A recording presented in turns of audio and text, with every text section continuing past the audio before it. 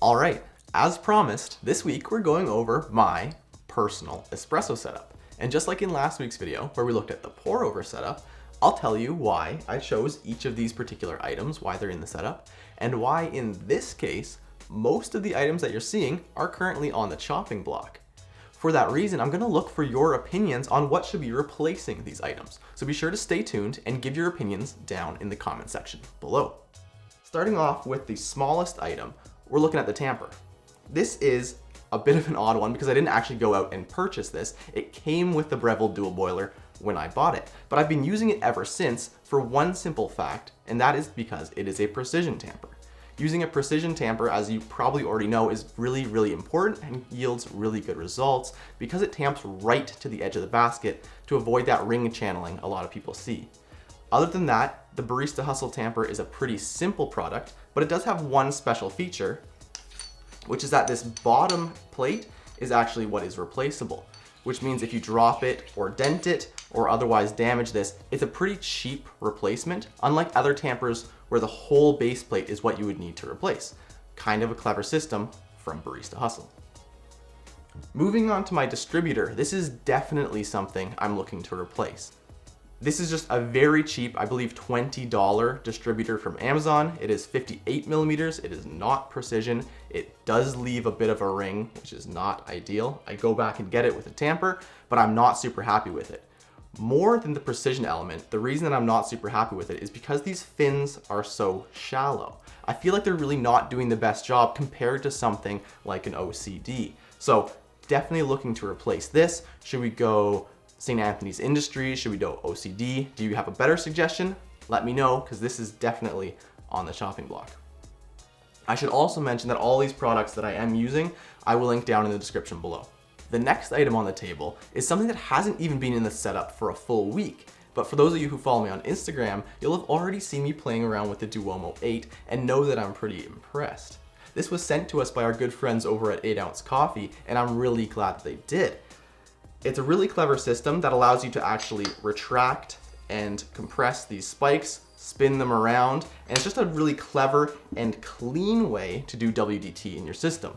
With that being said, it is expensive. You are certainly paying for the machining and the actual product itself and not necessarily 100% the results. You could get similar results by doing a manual WDT. You're paying for the workflow, you're paying for the machining. The full review on this item will be coming soon. All right, moving on to the scale. You saw in the pour over review, we were using the Time Warp Black Mirror. And as you saw in that review, it's a bit big for espresso, especially on something with poor spout clearance like the Apartamento, which is why I am still using this budget scale. It's super slim, it's super cheap, so if I get water in it, I'm not afraid to replace it for like $10.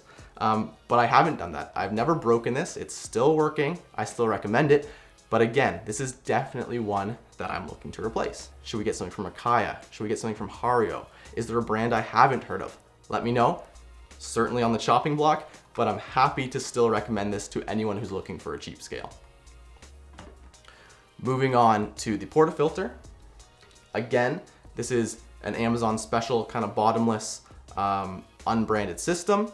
It works well. It's a Portafilter. I would like to get something a little bit more elegant and well built. It's a little bit thin and flimsy, so I'm not going to focus too much on that. What I do want to talk about is the IMS filter baskets. This is the IMS Nanotech, and again, this has been a big improvement to my shot quality. All of these little elements don't make a drastic change, but when you combine them all together, a precision tamper, using WDT, using a precision basket, that's where you really start to see a noticeable result to the final end product. So no, getting a precision basket isn't going to make a mind-blowing difference. You should be able to notice it, but having all these little elements put together is what makes that big difference. With that being said, I'm a big fan of these Nanotech screens. The Nanotech coating not only looks cool, but it actually does provide some non-stick abilities for the first, I would say, 2 or 3 months of ownership. It does start to wear off after a while, but knocking out your pucks is noticeably cleaner. And even if you get the Nanotech shower screen, which is also installed in there, you will notice that far less grinds are sticking up in your group head. which is very good. Moving on to the two big elements of the setup, some of you might be surprised to learn that the Niche Zero is on the chopping block. It's one of the hardest grinders to get right now. People love the Niche Zero. Why am I possibly thinking of not keeping it in the setup? And the answer is really for the channel. I hate recommending, I hate giving glowing reviews over something that you guys cannot get your hands on. So in the next few weeks, we're gonna be bringing in some alternatives. We're gonna look at the DF64. Hopefully we're gonna get a look at the Kopi Concepts grinder. I really would like to get in the new Weber Workshop's key grinder. We're gonna start bringing in some other stuff because there's nothing more frustrating than hearing glowing reviews about the niche and not being able to buy it. With that being said, I have still found very little things to knock about this grinder. Once it comes back in stock, it is still a fantastic grinder. Absolutely nothing against it, but for the sake of this channel, I want to start getting some stuff in that you can actually buy. And finally, moving on to the Apartamento. For the better part of, I think, the last year, I've been using this machine multiple times every single day. It is a great machine. I love the way it looks. The build quality is fantastic. The espresso that comes out of it is fantastic. But I just personally feel like for my personal use, I am starting to slightly outgrow it. I would like something with a PID. I would like something with a shot timer built in. I would like to start playing around with flow control on an actual pump-driven machine. Because of the great results I've achieved with my flare, I feel like I'm missing out on something. So there's obviously a bunch of machines that would fall into that category, but let me know. We're gonna leave this very open-ended right now. I'm not even gonna tell you guys what I'm considering. I want to hear your opinions.